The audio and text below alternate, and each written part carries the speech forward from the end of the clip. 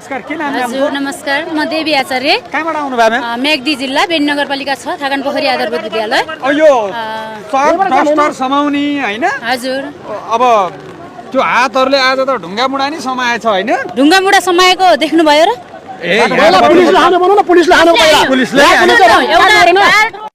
आटोडेर लट्ठी खाएको यहाँ पुगेर पुलिसले लट्ठी हानेछ। हामी देखेका छौँ। उत्तर तपाईले दिने हो, प्रश्न मैले गर्ने हो। यहाँ पुलिसले हानेको नि पहिला देख्नु भएको छ नि? यहाँ पुलिसले हानेको।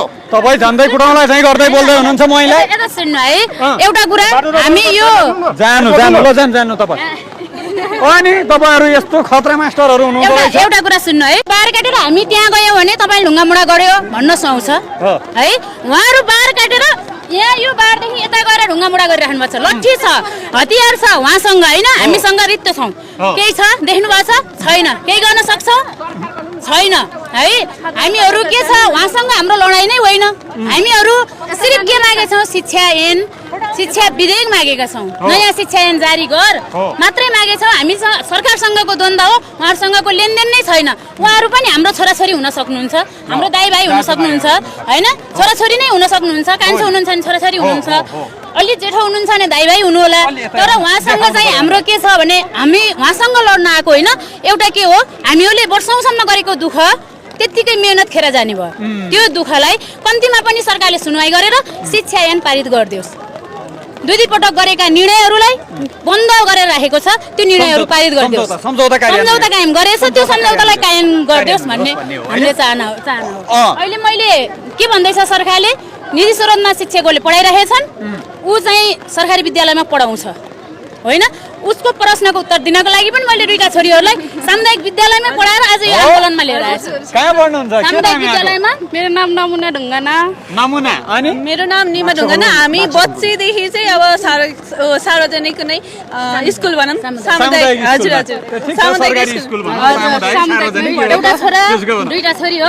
प्रमाणै लिएर प्रमाणै लिएर, किनभने आज 26औं दिन भयो। यस्तै रोडमा कुर्न पनि बाध्यता किन बनायो? आज त स्कुल खोलेर हामीले चक्र डस्टर लगेर कक्षामा जानुपर्ने समय हो नि। यो बाध्यता बनाएको शिक्षकले हो र होइन? हाम्रो 20 गतेबाट आन्दोलन हुँदैछ भन्दै गर्दाखेरि सरकारले के गरिदिनु पर्थ्यो? पारित गरेका हुन् नि उनीहरूले, त्यसलाई कार्यान्वयन मात्रै नगर्दै हो।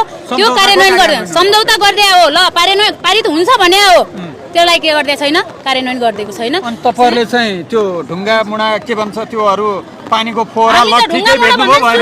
ढुङ्गा मुढा भन्दा नि भेट्नु भएन? पेल्दै जाँदाखेरि चक्कर भेट्यो, लड्नु भयो, पुरा रोडमा लड्यो नि त। तपाईहरुले लड्नु भयो हैन? त्यसरी ढुङ्गा मुढा हान्ने भयो भए आज 26 दिन भयो हैन? हिजो अस्तिका दिनहरुमा पनि त्यस्तो हुन्थ्यो होला, त्यो हुन्थेन। उहाँले के गरिदिनु भयो भने यो बार नै कटेर गएर शिक्षकलाई त्यहाँ कुटिराख्नु भएको छ के लट्ठीले हैन? त्यो लट्ठीले कुटिराख्दै गर्दा हामीले यो बार काटेर यहाँ गएर उहाँलाई ढुङ्गा मुढा गरेको हुन्थ्यो भने हाम्रो यसरी ढुङ्गा मुढा गर्नुभयो भन्नुहुन्थ्यो होइन? त्यो खोज्नु भयो साथीहरूले, कुनै साथीहरूले त्यो गर्नुभयो होला। उताबाट पनि पानीको फोराहरू फाल्नु भयो नि, त्यो हाम्रो गल्ती हो। खोला बगिरहेछ, त्यहाँ हामीहरू ब्यानर ओछ्याएर बसिरहेको भिजियो, पुरै पानीको फोरा गइरहेछ। हिजो अस्ति फाले भए बरु गर्मीमा शीतल हुन्थ्यो, आज त्यसरी होइन? त्यसले गर्दा मैले के भन्न चाहन्छु भने, ए सरकार यदि तिम्रो बुद्धि छ भने शिक्षा ऐन पारित गरिदेऊ, यी शिक्षकहरूलाई छिटो विद्यालय पठाइदेऊ। हामीहरूलाई अभिभावकले चाहेका छन्, बच्चाहरूले चाहेका छन्, हाम्रा छोराछोरीहरूले पढ्न पाएनन्। ती विद्यालयमा भएका बच्चाहरू हाम्रा छोराछोरी हुन् होइन र? छोराछोरी हुन्। उहाँहरूलाई छिटोभन्दा छिटो विद्यालयमा गएर शिक्षा दिने वातावरण बनाइदिनुहोस्। हजुर, दुईटा छोरी मेरो दाइ पनि पढाउनुहुन्छ। हजुर, सामुदायिक विद्यालयमै पढाउनुहुन्छ। झन्डै 15-16 वर्ष उहाँ चाहिँ रातमा हुनुहुन्छ। यो विभिन्न 17 थरीका शिक्षकहरूलाई कम्तीमा पनि एउटा पाटोमा ल्याइदियो। रातको पनि छ, अस्थायीको छ, थाइको छ। मसँगै नियुक्त भएको मेरो नन्द चाहिँ उहाँ चाहिँ ग्रेड वृद्धि भएर बढुवा भइसक्नु भयो। म चाहिँ 10 वर्ष हुनलागिसक्यो, बढुवा नै छैन हैन? बल्ल बल्ल आयोग खुलाइदिन्छ। आयोगमा धेरै शिक्षकहरूको लडाइँ छ। एउटा कोटा हुन्छ, दुईटा कोटा हुन्छ। त्यसले गर्दा यिनीहरूलाई के गरिदिनुहोस्, कम्तीमा पनि एउटै पाटोमा ल्याइदिनुहोस् भन्ने मान्यता हो। हस्, धन्यवाद। हस् त, धन्यवाद।